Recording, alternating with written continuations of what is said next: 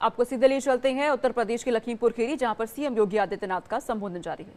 संवेदना व्यक्त करते हुए दिवंगत आत्माओं के प्रति विनम्र श्रद्धांजलि अर्पित करता हूं।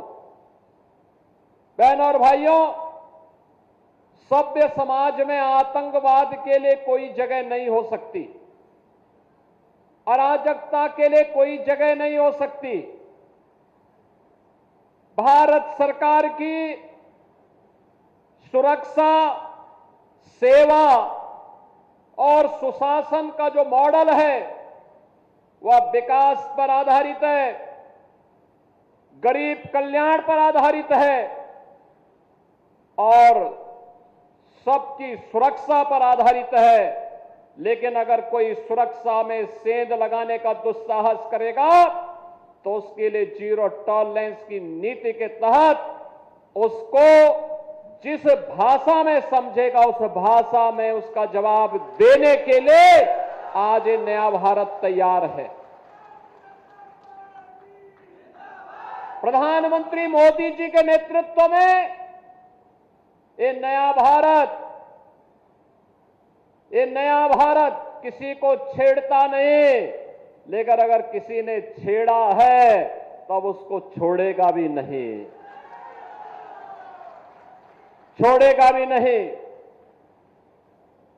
बहनों और भाइयों, आज इसी जीरो टॉलरेंस की नीति के तहत उत्तर प्रदेश के अंदर प्रधानमंत्री मोदी जी के मार्गदर्शन में हम लोगों ने उत्तर प्रदेश को माफिया मुक्त किया, अराजकता से, दंगों से मुक्त किया, विकास की प्रक्रिया में तेजी के साथ उभरते हुए एक राज्य के रूप में उत्तर प्रदेश को स्थापित करते हुए देश की अग्रणी अर्थव्यवस्था के रूप में ला करके खड़ा कर दिया है। अब उत्तर प्रदेश के नौजवानों के सामने पहचान का संकट नहीं है। अब उत्तर प्रदेश देश के अंदर आधुनिक इंफ्रास्ट्रक्चर का प्रदेश है। हाईवे है, world class highway, express way का अपना संचाल है, रेलवे का बेहतरीन नेटवर्क है, देश की पहली इनलैंड वाटरवे और देश की पहली रैपिड रेल यह भी उत्तर प्रदेश के अंदर चलती है। सर्वाधिक शहरों में मेट्रो का संचालन उत्तर प्रदेश के अंदर हो रहा है।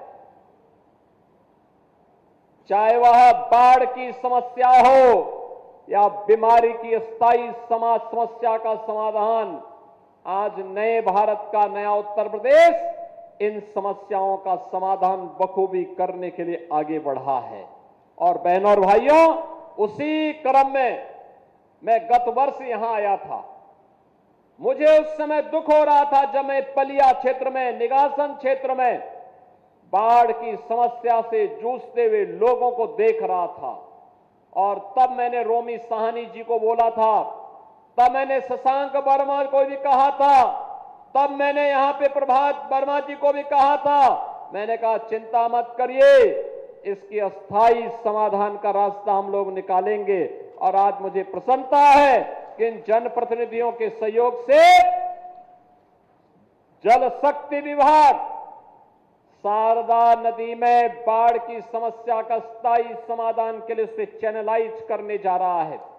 किसान का खेत भी नहीं जाएगा, खेत भी बचेगा और बाढ़ से बस्ती भी बचेगी।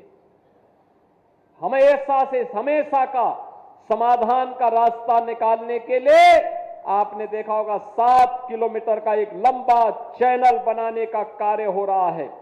मुझे अप्रैल प्रथम सप्ताह में आना था, लेकिन मैंने इसीलिए उस समय कहा कि चलो पहले काम प्रारंभ करने दो। और मुझे अच्छा लगा कि यह कार्य आज तेजी के साथ आगे बढ़ गया है। उस समय यहां पर जल शक्ति मंत्री श्री स्वतंत्र देव सिंह जी आए थे, प्रभारी मंत्री आए थे, रोमी साहनी जी और अन्य जनप्रतिनिधिगण आए थे। और आज मुझे अच्छा लगा कि ये कार्य तेजी के साथ आगे बढ़ रहा है। बहनों और भाइयों, सरकार जो पैसा खर्च करती है, ये सरकार के अपने पास का पैसा नहीं है, मुख्यमंत्री के पास का पैसा नहीं है, मंत्री के पास का पैसा नहीं है, यह पैसा है जनता जनार्दन का, टैक्स के द्वारा अर्जित पैसा। इसका सदुपयोग होना चाहिए। इसके लिए पहले हमारे सामने प्रस्ताव आया था 180 करोड़ रुपए की लागत से एक तटबंध बनाया जाए। तो मैंने कहा तटबंध से क्या होगा? कहा जमीन जाएगी किसानों की। तो मैंने कहा मिट्टी का तटबंध कितने दिन तक? शारदा नदी में 3 लाख क्यूसेक वाटर आएगा, कैसे वो मिट्टी का तटबंध रोक पाएगा? ये समस्या का समाधान नहीं। नदी को चैनलाइज करिए, ड्रेजर मंगाइए, एक साथ नदी को चलने का रास्ता दीजिए, बाढ़ की समस्या का समाधान होगा। और मुझे अच्छा लगा कि काम अब प्रारंभ हो चुका है। अब मेरा मानना है, मैंने कह दिया है 180 करोड़ रुपए का काम अगर मात्र 22 करोड़ में हो सकता है तो इस कार्य को हर हाल में 10 जून तक कंप्लीट कर दीजिए। उसके बाद जब मानसून आएगी तो मानसून में पानी अब पलिया और निगासन की तरफ या लखीमपुर खीरी की तरफ नहीं जाएगा। ये पानी सीधे बहते हुए आगे घाघरा नदी में, जब सरयू जी में, जब शारदा नदी में मिलती है तो आगे बढ़ते हुए कारवां आगे बढ़ जाएगा। बहनों और भाइयों, 3-3.25 लाख क्यूसेक वाटर बरसात में शारदा नदी में आता है, लेकिन चैनलाइज अगर हम कर देंगे वो बिखरेगा नहीं, छितरेगा नहीं, अपने रास्ते तय करते हुए आगे बढ़ जाएगा। किसान की फसल भी बचेगी, उसकी खेती भी बचेगी, उसका घर भी बचेगा और वह स्वयं भी सुरक्षित होगा। जल जमाव से खेती बाड़ी के साथ साथ पशुधन भी बचेगा और बाढ़ के कारण जन और धन की होने वाली हानि, चाहे वह किसान का हो चाहे वह सरकार का हो, इसकी भी बचत होगी। और उसी को बचत करने के लिए योजना आज हम सब यहां पर लेकर के आए हैं। बहनों और भाइयों, आज लखीमपुर विकास की नई ऊंचाइयों को प्राप्त कर रहा है। मुझे प्रसन्नता है कि अब तो लखीमपुर खीरी में मेडिकल कॉलेज का निर्माण भी हो गया है। मेडिकल कॉलेज लखीमपुर खीरी में कोई सोचता था, आज से 7 साल पहले सपना था, आज ये हकीकत है। आज हम जा रहे हैं, अभी सोहेली नदी के ड्रेजिंग के कार्य को भी देखेंगे, जिसके बारे में रोमी जी कह रहे थे। लखीमपुर खीरी में दुधवा नेशनल पार्क भी है। यहां के माध्यम से पर्यटन की संभावना को आगे बढ़ने के लिए अभी हमारी एक बैठक होने जा रही है। मैंने पर्यटन मंत्री को भी और वन मंत्री को भी बुलाया है। और लखीमपुर खीरी में भी एक एयरपोर्ट हो। एयरपोर्ट लखनऊ में ही क्यों होगा, एयरपोर्ट लखीमपुर खीरी में भी हो। इसके लिए हम लोग आए हैं आज देखने के लिए। लखीमपुर खीरी में यह भी काम होगा और इसके लिए हमने पैसा भी दिया है। लेकिन एयरपोर्ट सोहेली नदी से और अन्य जल प्लावन की स्थिति से बचे, आज उन कार्यों का भी हम निरीक्षण करने के लिए यहां पर आए हैं।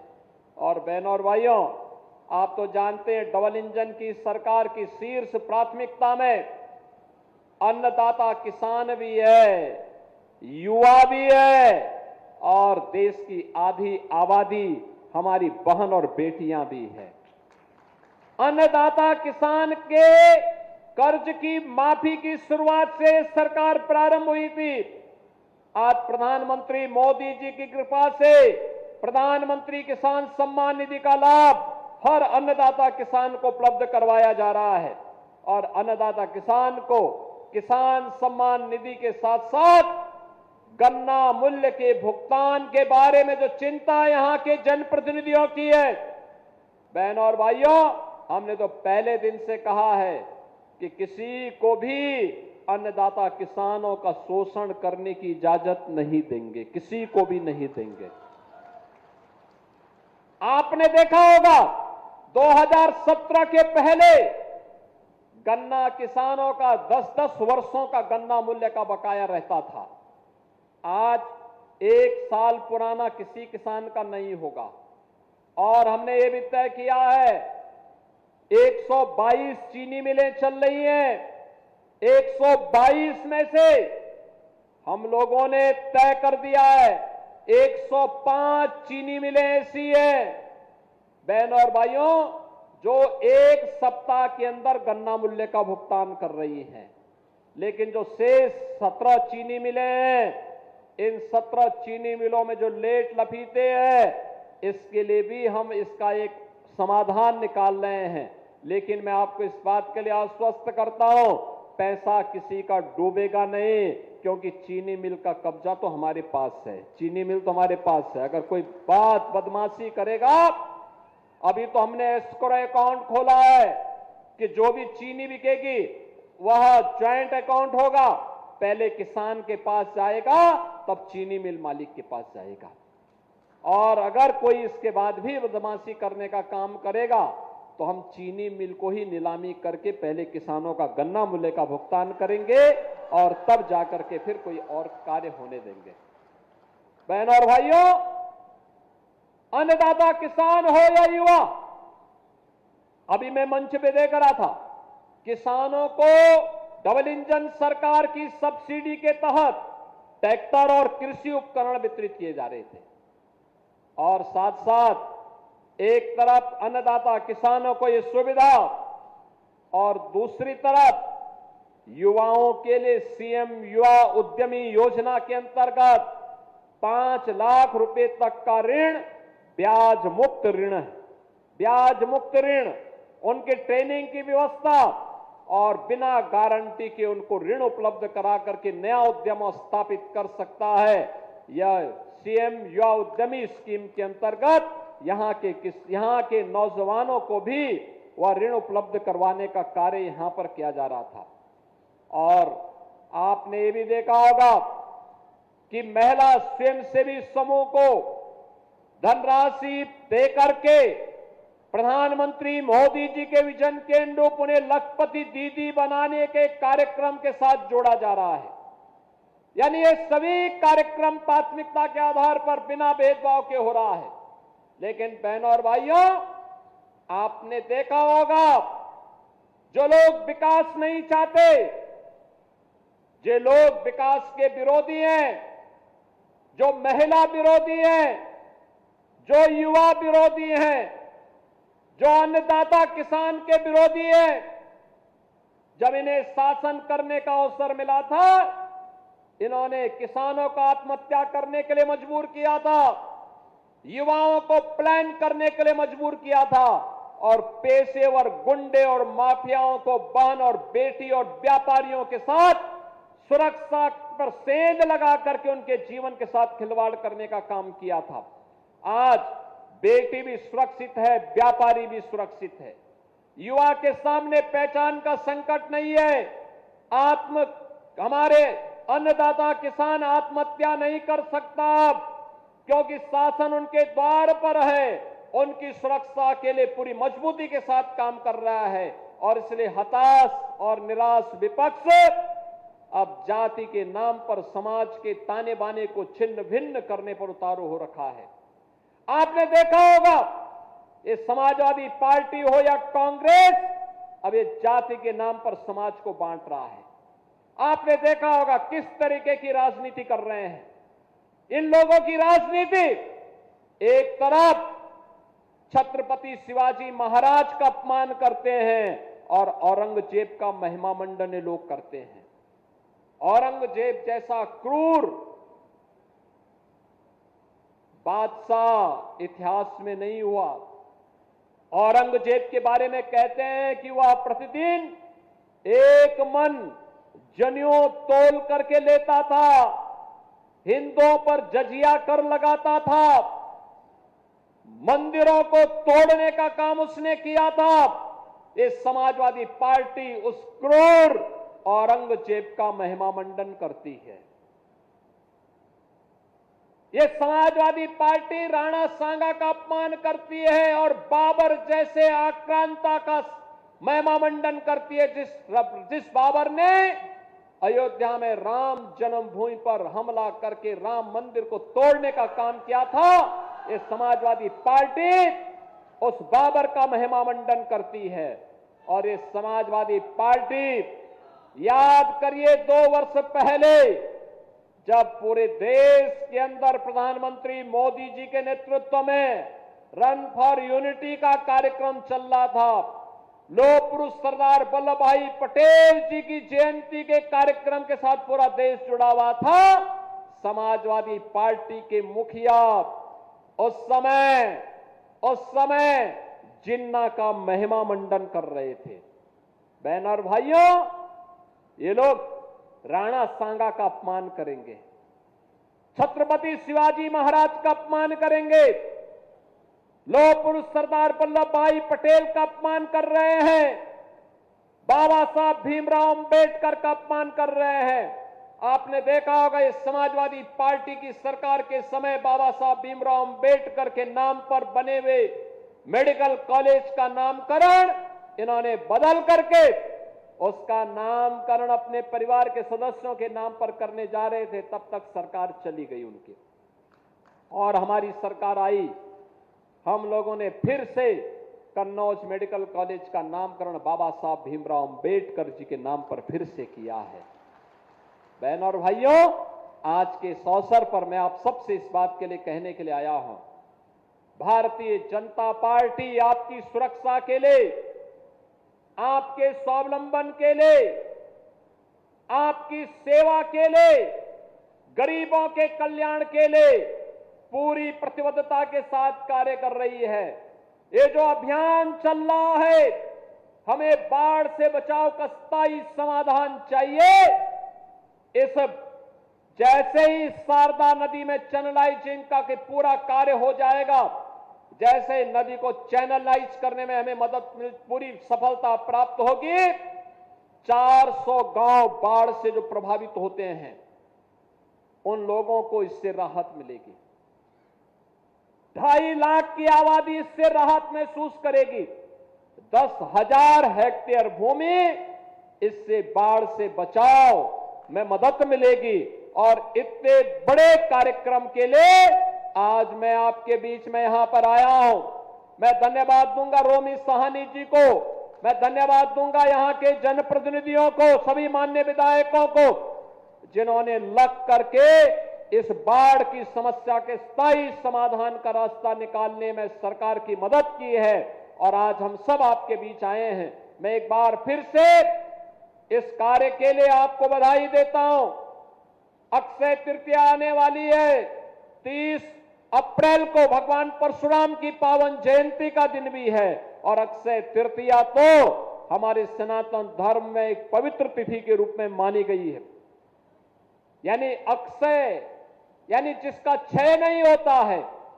धन धान्य से हमारा घर और परिवार परिपूर्ण हो, फसल आने की खुशी में हर परिवार में कितनी खुशी होती है, यह इस बार भी देखने को मिला है। मैंने देखा अन्नदाता किसानों में, जब पिछली बार मैं आया था पीएलए प्लांट और गोला गोकर्णनाथ में भगवान शिव के छोटी काशी में अमनगिरी के आमंत्रण पर मैं आया था।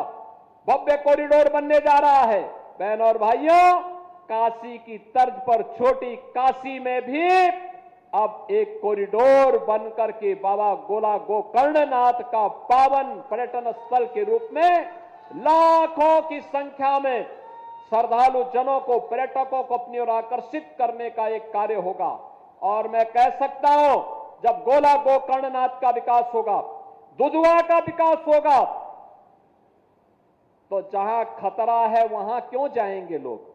यहां आकर के देखेंगे ना, भगवान का भी दर्शन लेंगे।